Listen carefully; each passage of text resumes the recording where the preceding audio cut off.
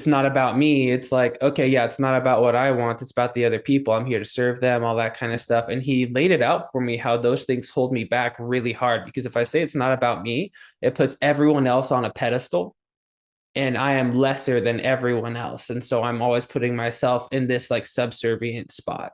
Right. And so I'm never going to think larger because I see myself as less. And then he pointed out that this is the hard that I chose. If I truly believe that I'm choosing this hard kind of thing, if I see something as hard, then I'm naturally, like I'm physiologically going to have more cortisol going into that kind of situation. And I'm going to be harder. It's like a self-fulfilling prophecy. Welcome to Behind the Sale. I'm your host, Princess B. On this show, we talk about sales and leadership in the high ticket space. My goal is to help you level up your skills as a leader so you can close more deals and transform more lives. Today, we have Travis Claridge on the show. He's one of the sales coaches on Cole Gordon's team. I'm so excited to pick his brain and learn about what it took to get in that position, what it is that really gravitates people toward him because he has a unique approach. And yeah, let's get into the juicy stuff. So, Travis, thank you so much for being on the show today. Yeah, and I'm glad Patrick connected us. It'll be fun. Yeah, I want to start with a burning question that the people have, I feel, after listening to the intro. How did you land your role coaching for Closers.io? I actually had a friend, so it was like part networking, part like how you show up. But I had a friend I actually made in one of the first offers I got into in this space named Reagan. And he's been on this team. He became an account manager over here on the sales team accelerator side of what we do. And when he was transitioning over there, they needed to fill his spot with another coach. And I was in a spot where he knew that I really wanted to be able to start coaching and like be more involved in fulfillment. So he put me in touch with the director of fulfillment for RCA, had like a 3 week like interview period essentially where he tested my follow up a couple times. And yeah, like it for everyone involved in that interview process, it was just really obvious that I had genuine desire to be able to help people grow. So coming into it, um, they just saw that I had the skill set, like the specialized knowledge they call it, which is just being like having done the thing that you're going to be coaching. And then after that, also pairing with, me showing up very genuine, it just looked really good for them. So that's how I ended up over here. Okay. So what would you say was like the key factor for you that made you kind of rise to the top with that extensive process? The passion that I have behind helping people level up like different aspects of their life and helping them just get where they're trying to go. Like someone like I've had various mentors throughout my life that have helped me to grow and become like the best version of myself. Like, and I always feel like I'm at a point where I'm better now than I was before. And I love the idea of being able to help people do that too. And I've always wanted to like be involved in some kind of like mindset or life coaching, that sort of thing. My idea was to create an offer where I would work with people that were, either in late high school, early college, things like that, to teach them like the different emotional or mental skills you need to pursue what you want without burnout and to just Mm. like live a great life, avoid the rat race, all that kind of stuff. And I pretty much get to do that now. Ah, So okay. Yeah. So it's not just like the sales like framework specifically that you're coaching on, but it's all the other stuff, right? Like the things outside of sales that make us show up better, right? yeah, yeah, it all blends together and that 100% affects your ability to perform. So Yeah. Um, yeah. okay, so I suppose that's kind of why is that why you decided like, okay, coaching is the next step instead of, to go from so for you it was like you started off as a closer, right? Yeah. And then you were like, okay, I want to create my own offer, but then you felt like coaching is the next step because it fills that, I guess, I don't know what to call it, not a void, but the I don't know, Well, help me yeah, I mean, understand. I knew that there was a gap in my skill set and my knowledge because there's a difference between closing someone and coaching them over, like getting over the fear of making the decision. There's like a difference between that and then coaching someone on a daily basis to improve like different aspects of their life and learn a skill they don't already know. Right. So I saw this as an opportunity to really build out my skill set even further and be able to learn like the different ways like that leadership comes into play in a coaching relationship. What would you say, I guess, is I feel like it's kind of maybe it's obvious, but like the biggest difference you feel like in with the coaching relationship that you have with your students versus coaching someone like on a sales call to kind of help them take the step. Yeah, it's really case by case. Same thing with closing. So like what works for one person isn't going to work for the other person. You have to build this like this intuition of what they're going to respond best to. Like a little bit before we talked about like masculine and feminine energies and that sort of thing, engaging what the person is going to best respond to depending on that. But when it comes to a coaching relationship versus like a closing relationship, a coaching relationship, it's not like this huge difference other than maintaining that coaching relationship because you have to hold this space between you. It's like the doctor frame that people talk about, right? Like if you go to a doctor and they're like being buddy buddy with you and being super relatable and bringing themselves on the same playing field and like that same level, and then they tell you that you have to do this really hard treatment, you're probably not going to take them as seriously as someone that held that space and, allowed you to see them as that authority in that moment, right?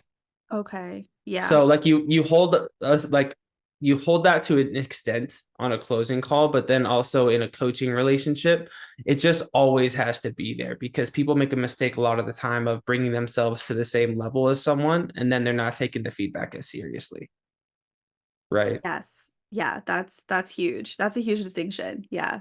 So being on the team, right, with Cole Gordon's team, I'm really curious what from I guess you're not in his mind, right? But from your perspective, what do you think are the character traits that Cole looks for when he's hiring for his team? Someone that's really, really hungry and coachable is like the main thing, and then they can have fun while they're going about everything. Being super driven and hungry and all that stuff is awesome, but if you're a drag to be around, then it brings everyone else down too. So like culture is the 100% number one thing that they protect within that company. Even like when I've closed on accounts that as the other side STA manages, I noticed that there's the one thing in common always is the culture in the companies. That's really important for those companies. So it definitely translates on both sides, I can tell. So something else actually that I have noticed is a commonality within the culture, whether it's on the RCA side or the STA side. Um, there's a level of I don't know what to call it. I don't want to say loyalty. That feels a bit too dramatic, but like people tend to stay long term on their accounts, as long as the business knows what they're doing, rather than closing on multiple accounts.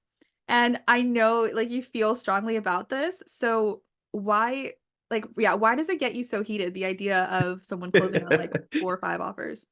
think that's idiotic.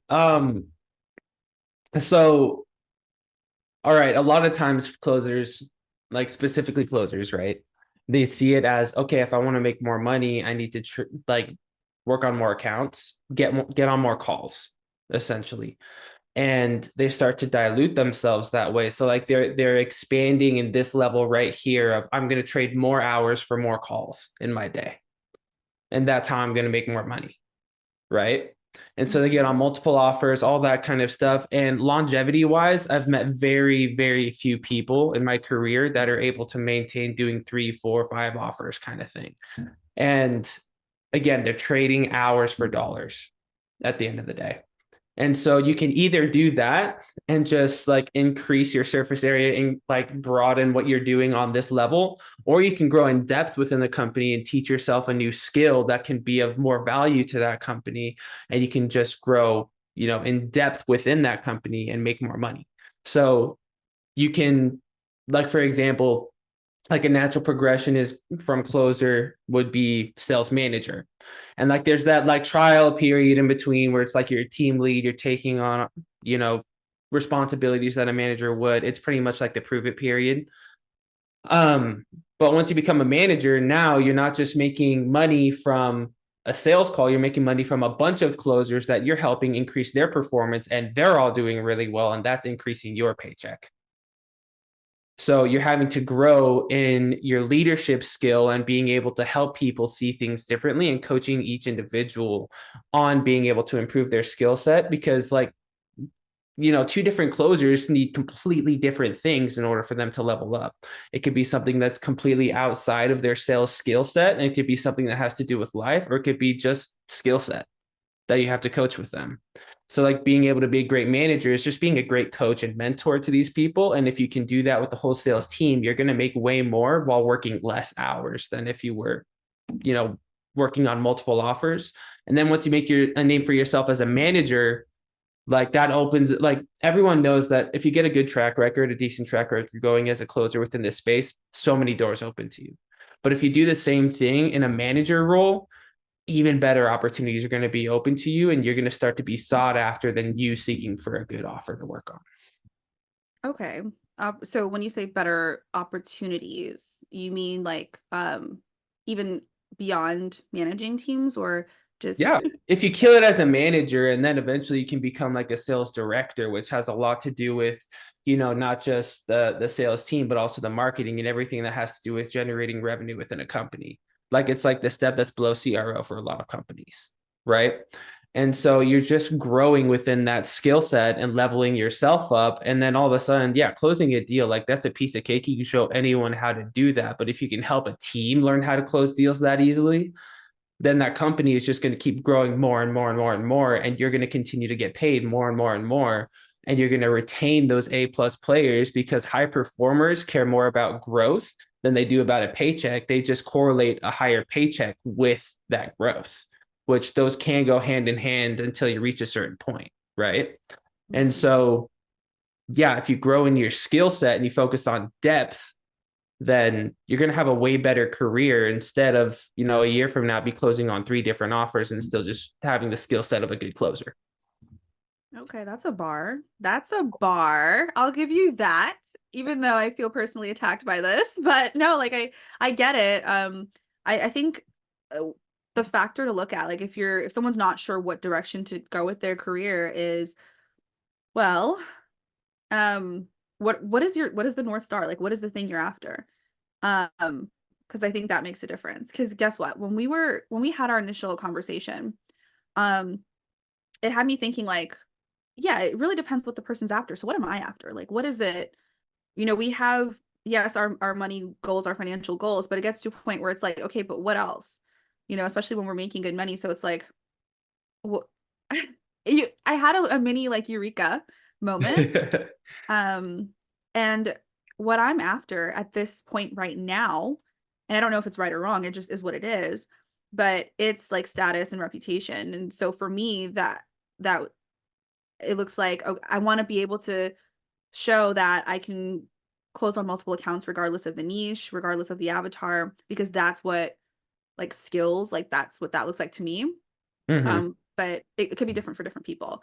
I do definitely want to progress in a different direction at some point, but I think right now, like that's what makes me happy. I don't know why. Yeah. No, and I mean that's what it is right now, learning how to be able to sell to anyone that you talk to. Like that's a huge skill. And you're not going to learn how to sell to like all these different kinds of people if you're always working on the same exact offer for your entire career. Mhm.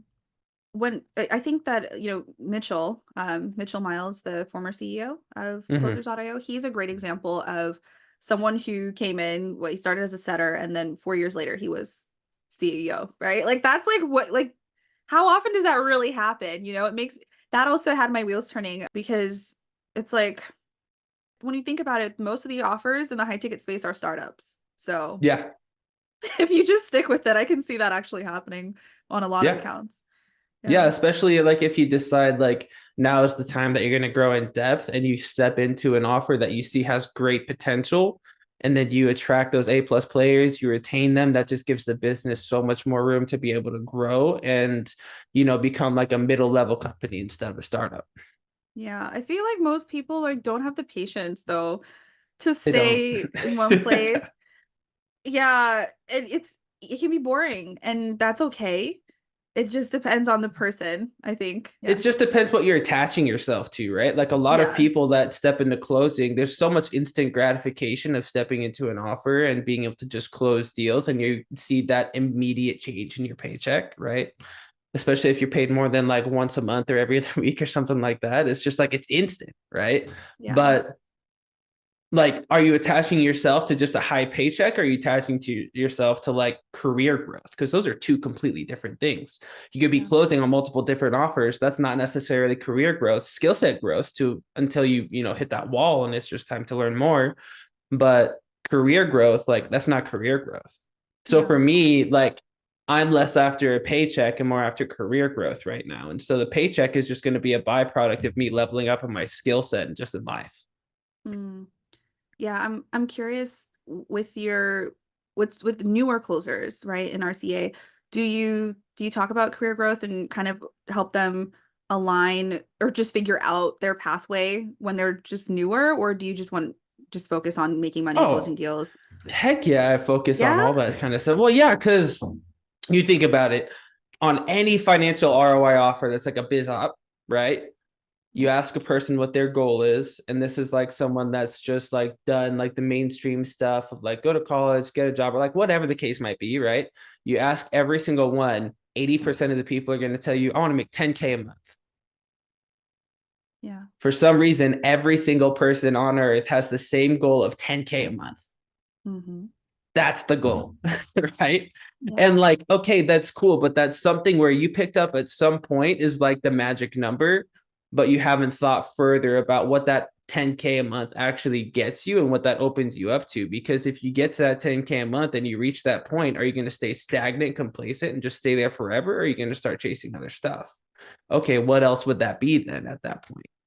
Right? Because like money is literally just a number. There's some situations where a 1 pound rock would be more valuable to you than a 1 pound stack of cash. And so, like, you need to think for yourself and ask yourself what you're actually going for. It do you find that it feels real for them though when they haven't even made 10K a month yet? Oh no, like there's been studies like a person can literally only imagine what it's like to make 3 times the amount of money they've made in their best month. So if someone has made 2K and you be like, dude, what would it be like for you to make 6K? They can actually imagine what would be like tangibly different. But anything above that, you might as well be saying, dude, what would it be like for you to make 1 million a month? Like there's the exact same reaction of like, oh yeah, whatever. Like if you said 10K to that person versus like 1 million, right? So you Hmm. have to like expand their awareness and help them understand that there's so much more potential that's there. Some people I have to have these conversations with over like the entire course that I'm coaching them. Other people, I can just bring it up right off the bat when I'm onboarding them into the program. Okay. Yeah, that makes sense. It's the same thing with sales calls, right? Like if you're talking to someone who's the most they've ever made was 3K a month and they're telling you, "Oh yeah, I want to make like 60,000 a month." You're going to be like, "Okay, like you're going to kind of dial it back and right? You're not going to like future pace them and kind of take them through the journey where the destination is 60,000 a month because you know they don't actually see and believe that." Yeah. Okay. Yeah. Yeah. Okay, just wanted to make sure because yeah, that just I feel like everything when it comes to beliefs, right? You can kind of think, okay, how does this work on a sales call? Because it's all the same conversation, whether it's coaching, whether it's a prospect. So when it comes to being the kind of person who can help people in this, this bigger capacity, right? Really coaching them in leveling up in every aspect of their life.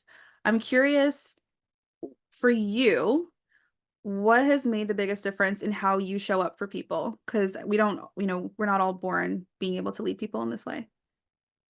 Oh yeah, I was definitely not a leader when I first started. Like I said, there's a difference between leading someone on a sales call and leading someone as a coach. I was terrible at first. I was too soft. But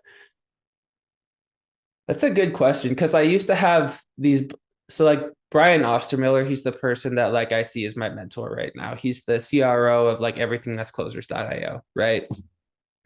He's 26, has helped to build like multiple eight-figure companies, like super high level, very intelligent guy. Um, and I had a one-on-one with him one time where he was helping me understand like kind of where my gaps were.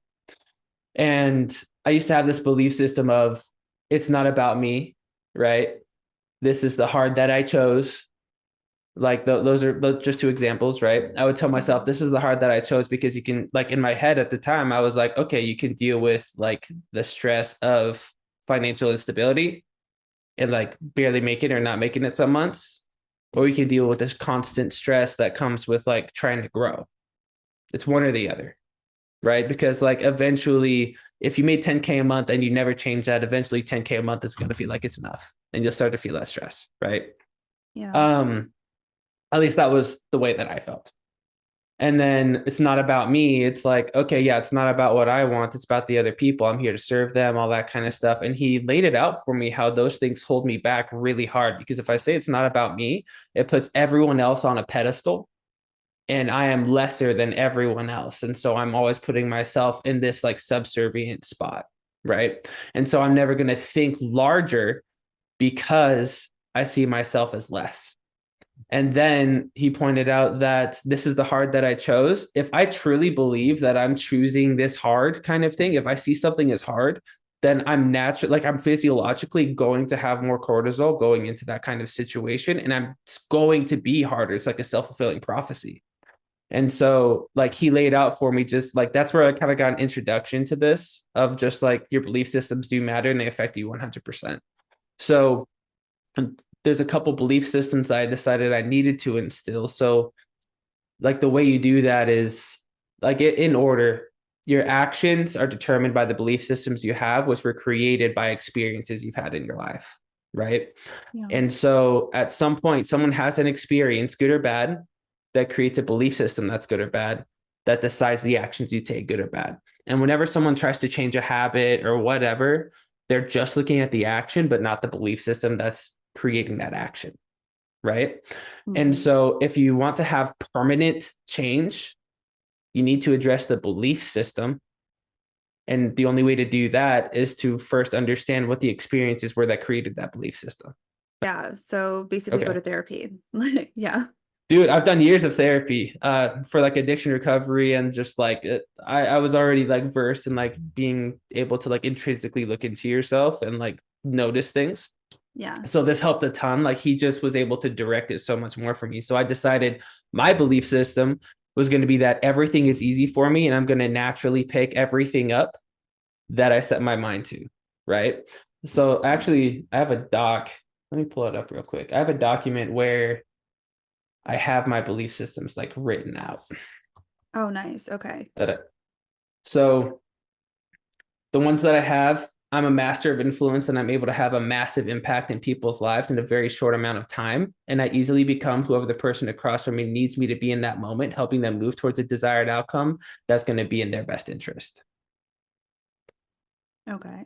I'm going to be a pretty badass coach if that's my belief. Yeah. Right. Yeah. Um, and then when faced with difficult situations, I'm able to remain calm and poised, and nothing on earth is able to derail me or throw me off my game. I'm relentless and undeniable, and I'm always going to be in control. Talk about an affirmation. Like I was only able to like clearly articulate these things and actually have them have impact because first I defined what was the current belief system that I had, which was things are really hard, so I'm just going to have to get over it and do my best. And so the actions that I would take is trying to just like barely get to where like I could be considered good because everything else was going to be hard after that. And I had experiences in my life that instilled that belief system that like held me back. And I could not actually get this new belief system to take root until I first explored all of that. Right. Okay. So the actions I now take because I'm that master of influence, because nothing is going to derail me, is I'm going to fully trust myself to say all of the right things because I've done so much work that I can just let my subconscious take over. And all the frameworks, all the things I've ingrained in myself, all the things I've learned, all of that is going to come out in the best way for the person that's across from me. And now I'm having amazing impact in people's lives. And that's giving me the experiences of that solidifies that new belief system. And it's just now this constant cycle that's just continuing to strengthen itself. So is it that after you do the work, kind of looking inward and kind of backtracking, where did this come from? And then creating a new belief system just by reading it every day, you're able to kind of ingrain that into your subconscious, or how did that I happen? read this every day for like a week, but then I started having experiences that solidified this for me. And like it Okay. happened easily because I first did the work to identify what it was that I currently had at the moment and all the experiences that like backed that belief system up, Mhm. right? Yeah. So chances are it's like throughout people's childhoods all the way into like adulthood, and it's some kind of authority figure within your life or like people that you saw as someone that you wanted to have like value with in their eyes, or like that you want to be perceived as someone important or valuable in their eyes. And so Mhm. you cared about their opinions more, you cared about what they did more. So like a manager, for example, within a company is going to reinforce behaviors within their reps, good or bad, depending on what they're doing. So if someone is like this Wild West closer and they're doing all this crazy crap that it's like, where the hell did you learn how to do that? But they're closing deals and the manager doesn't address anything that was bad, then all the other closers on that team are going to see, okay, it doesn't matter what I do as long as I get the close, Ah, okay. right? Yeah. So if Yep. those things go unaddressed, that's going to start being the belief system. And now everyone's going to be doing all this crazy crap. And then the whole performance of the team is going to go down because um, I'm blanking on the word now. That bottom line is lowering within the team, right? Yes. Yeah. Okay. So yeah, belief systems, that's like the heart of everything, whether that's you Yeah. as an individual or even as a manager or even as a coach. It's just being clear, not just with yourself, but with everyone else, what those beliefs are, what those values are. That way everyone can be on the same page, right? Yeah. Yeah. Like this is how break habits, addictions, all that kind of stuff. And then like great leaders help their reps build new belief systems. And Mm, so that's where it comes into play that like the best managers out there are also going to be the best mentors. that is so true. That is so, so true. Yeah. So it just, I feel everything, it comes down to the heart. It comes down to your beliefs. Even on a sales call, like it's you as the leader on that call, you are helping someone reframe their beliefs. If they're coming on and showing you all these red flags, that's the only way we can help them, right? So it's like all Mm-hmm. roads lead back to that. In order to be a top performer, then we need to really do the internal work. And this is stuff that like more and more lately over the last like few months, I'm realizing is so much more than just saying the right thing and being able to challenge people. It's doing the inner work yourself so that way you can guide someone to do that, even if it's on a 45-minute call or as a coach. So that just brings up a thought. So there's a book called Power versus Force by David Hawking. Mhm. Um, it made me feel like I was at a fourth grade reading level when I first went through it. But it talks about how basically it's been scientifically proven there's frequencies to the universe, positive and negative. And the more you align yourself with the positive frequencies, the more those things align with you too. And so it's like the science behind manifestation, essentially. Mhm. Doing it the right way.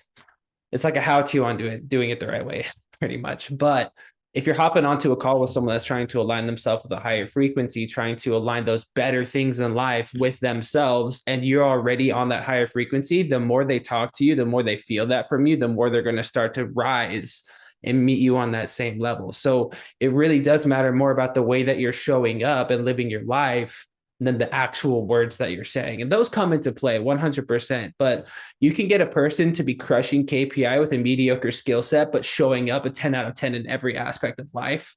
Like they're going to do well. They're going to be at least middle of the pack, if not towards like the higher end of a sales team. But then you throw in skill set, and that's how you have people that like really stand out in the industry.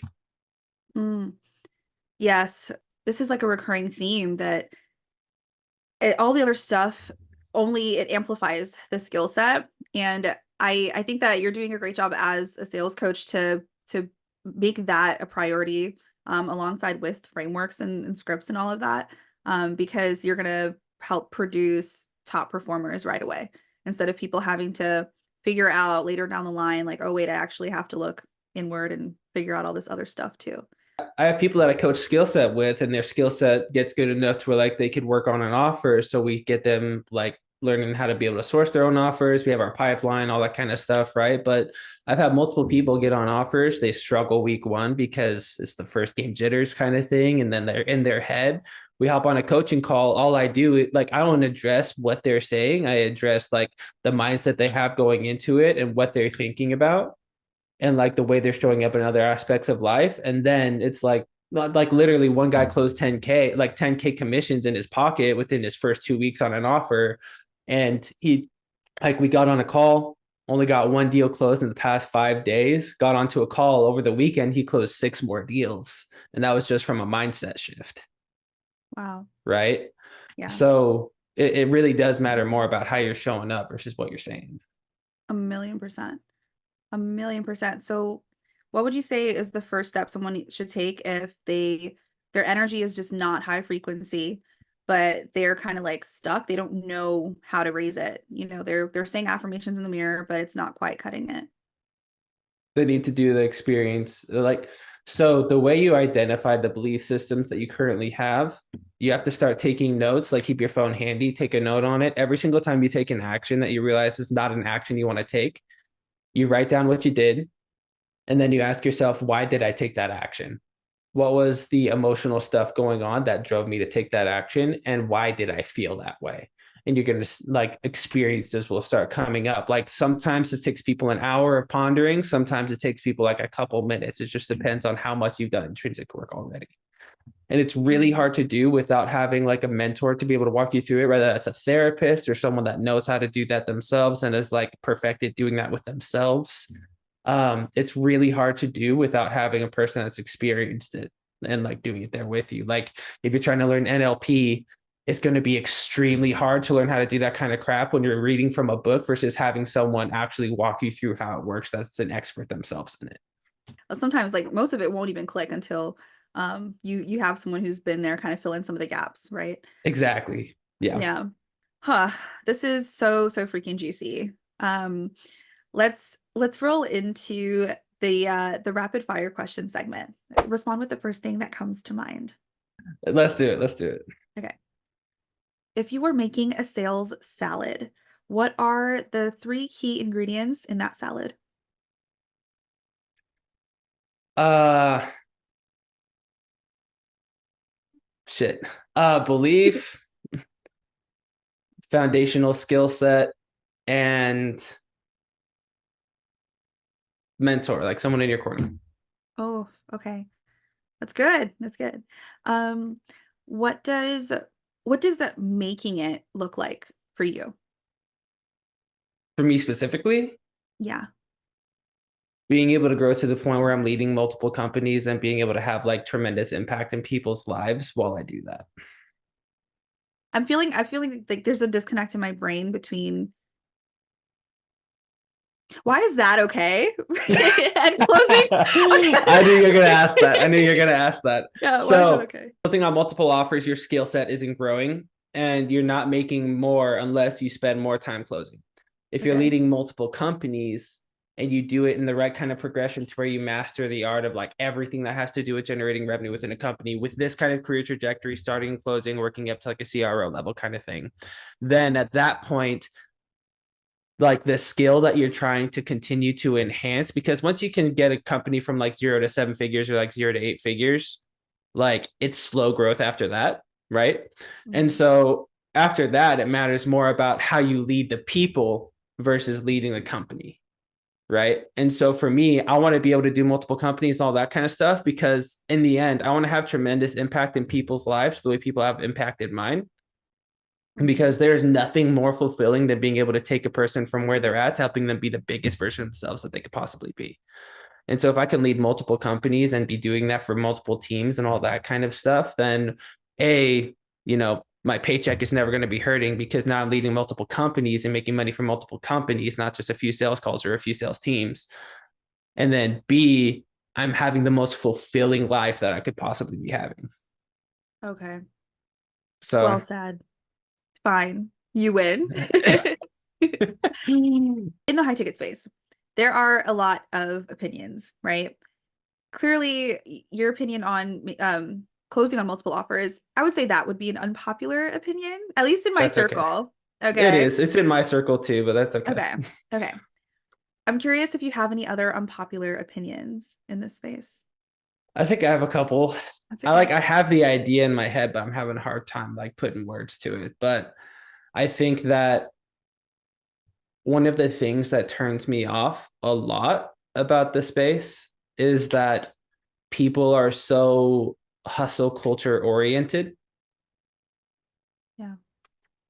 And I think that if you're not trying to have like there's seasons, right? There's going to be seasons where yeah, you're going to work those like 12, 16-hour days. But then there's seasons where you have to dial it back way more and focus on your life. But I've seen so many families fall apart because people are just neglecting them because they're chasing like career growth or they're chasing higher paychecks and all that kind of stuff. Like I think there's a lot of like pride essentially that like is a result of someone growing and like thinking that them being a certain way is what's like helping them be able to close when that's not really the thing that's helping them to be able to close. Like if someone is like hard closing someone, they're going to see, okay, yeah, if I like just push really, really, really hard and I learn how to do that better, then I'm going to close more deals.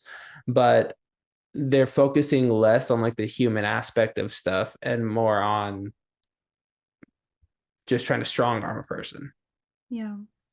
I know that was kind of like here or there. That didn't make a whole lot of sense, I don't think, but I'm having a hard Um, time putting I think there's a lot of pride in the space and I don't like it. yeah, but pride specifically in being a hustler and not really prioritizing a balance or healthy balance, maybe. No, because there's those seasons, right? I think there's a Yeah. lot of pride associated with people hustling and not growing. It's like, yeah, I work 16 hours a day. Okay, cool. Like that tells me that you're probably missing out in a couple aspects of your life. What's the point of you working 16 hours a day? Is it just for a higher paycheck? Is that Mm. it? Yeah, if that's someone's MO like all the time, then yeah, there's something missing there. There's probably some deeper work they need to do. They're probably hiding from something else. They're Yeah. distracting themselves. I mean, I can only speak for myself. Like I know when I was grinding like that, I was just like, let me just make money and distract myself from the fact that I'm lonely or whatever because it's like, well, at least I'm making money. So take that, therapist. Exactly. Uh, Exactly. Like people take that, but like they don't understand that's what they're doing.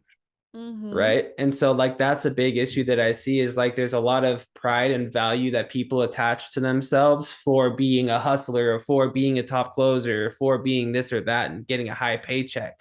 But like your pride, like in my opinion, your pride and your value should never be rooted in your ability to perform at a high level. It should be rooted in your ability to, or not in your ability for anything. People have inherent value, right? Just being themselves. But also, if you can impact people's lives in a positive way, then that's so much more valuable than you just being able to close a bunch of people. I think that's one of the reasons that I've done really well within this space is because I've never put a paycheck before a person. And Hmm. I'm always thinking about, okay, what actually drove this person to get onto a call and what is their life going to look like? Like if I'm going through someone's pain, I'm going to keep going until I feel that pain with them. If I'm going through someone's like goal and vision for their lives, I'm going to keep going until I feel like I'm about to jump out of my seat with the excitement of seeing them at that point. Like I want to be able to understand. I'll do this in a B2C or a B2B environment. I don't really care. Obviously, with the way that I like to approach things, it's going to gravitate more to a B2C than a B2B for a lot of people. But I mean, I think you can still have those emotional conversations with B2B. You just have to know how to approach those people and talk to them in a way that people don't typically do that. Mm. But Okay. yeah. Yeah, I think my biggest takeaway from talking to you is like really values first. Like prioritize your values and then everything else will build from there. Like values that should be the foundation, you know? I think people just have like different perspectives on it, or maybe they haven't like had their come to Jesus moment yet with that. But like, yeah, I talk to people who value the skill set first. Like on paper, I can close this much out of this much. Or who value their ability to challenge people or call people out. And I think it just depends on, I think a big factor, you can tell me if you think it's wrong, but a factor is the season that you are in your closing journey, or even in your leadership journey or your coaching journey. Um, that where you are in your season determines what your values are at that given time. But it's when you get to a certain point where all of your all the basics are met and you're doing okay, then your values could be consistent for ever or, for a longer period of time. If does that make sense at all? So yeah, like certain things are going to be necessary and a requirement for someone to get to a baseline skill set of being able to close a KPI and all that kind of stuff, right? But if you're cool with the way you're living your life at that point, then awesome. You can just stay the exact same for the rest of your life. But it's like the same kind of idea where like what gets a company to $100,000 a month isn't going to be the same thing that gets a company to a million a month, Yeah, right? There's going to have to exactly. be other things in play, like different things are going to have to come into play there. And so if you want to be able to grow within your career within this space, you need to focus less on like what you're saying and all that kind of stuff and more on like being more effective with the time that you have. And the only way for you to be more effective is to be able to clearly like define all the different values that you have, why you're doing this, what you're going for, what the vision is, and like align yourself with those higher frequencies. And then that's your guiding compass in helping you decide what those things are going to be that are going to be more effective for you. Amen. Yeah, 100%. That's beautiful. Okay. So I think that this is a perfect time to segue into the challenge of the week. Every week I challenge the listeners to do something to move the needle forward to being the leader they want to be. So as the guest of honor, what challenge can you propose?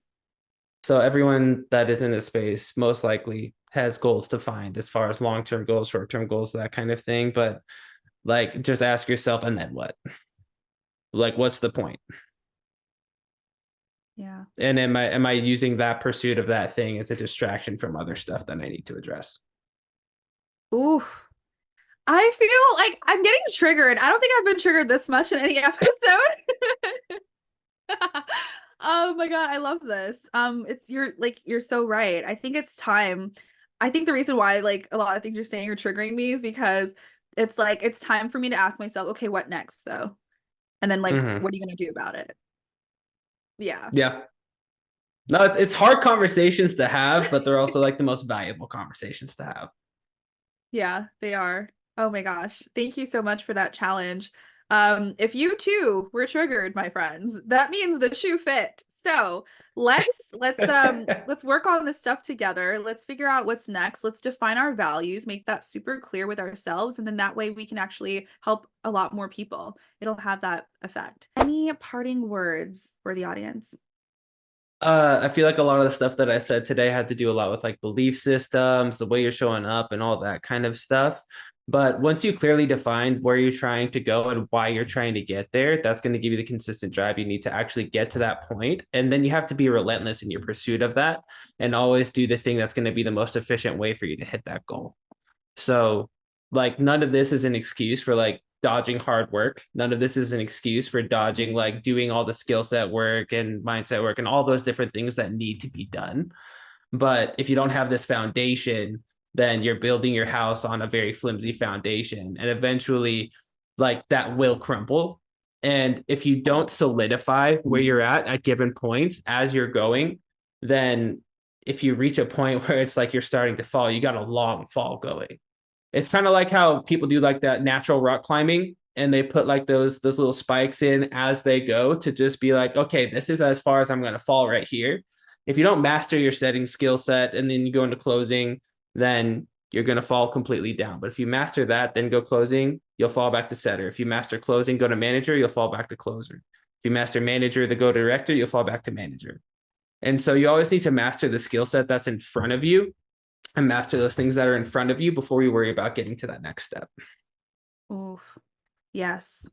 Okay. When you say falling, do you mean like literally like someone kind of like demotes themselves for whatever reason or So like for me at one point, I like left one company to go to another one. I didn't ask the right questions to validate that opportunity. Top closer made 50K a month. He took 24 calls a day and all he did was just like word vomit. There was no sales skill there. He would do that for like 2 months straight, then take like 2 months off. oh. Right. I'm not trying to be like, I want to be efficient. I want to be the most efficient person and get the most closes for the time that I spend doing something. That's the way that I saw it. And so like I didn't validate that, but I didn't perfect my closer skill set. So when I tried to find that next opportunity, Like it was just really hard to find the good ones that would take me on, even though I knew for me, I'm really good. And Mm. I felt that, but there were different gaps in my skill set that I didn't perfect. And I kept trying to level up in the company that I was going to go work for, when in reality, I didn't deserve that yet. I only deserved the same level company that I was working on previously. Oh, okay. So moral of the story, like slow down and make sure that you are rock solid in one area before you move up, right? Yeah, it's like the gap in the gain, like gain as in gains. It's allow yourself to play the long game, and then you're going to be so much more thorough with what you're doing, versus if you like focus on this like little gap between where you're at and where you see yourself wanting to be. You're going to be so focused on getting there that you're not going to be able to enjoy the here and now, and you're going to cut corners trying to get there when you can't appreciate you being here and the journey of from here to there. Like, does that make sense? Yes, yes, Yeah. yes. Embrace the freaking journey. Yes, Yeah. absolutely. Awesome. Thank you so much, Travis. This was Yeah. awesome. Yeah, I really appreciate you coming on here and dropping your wisdom. No, thanks for having me. It's been fun.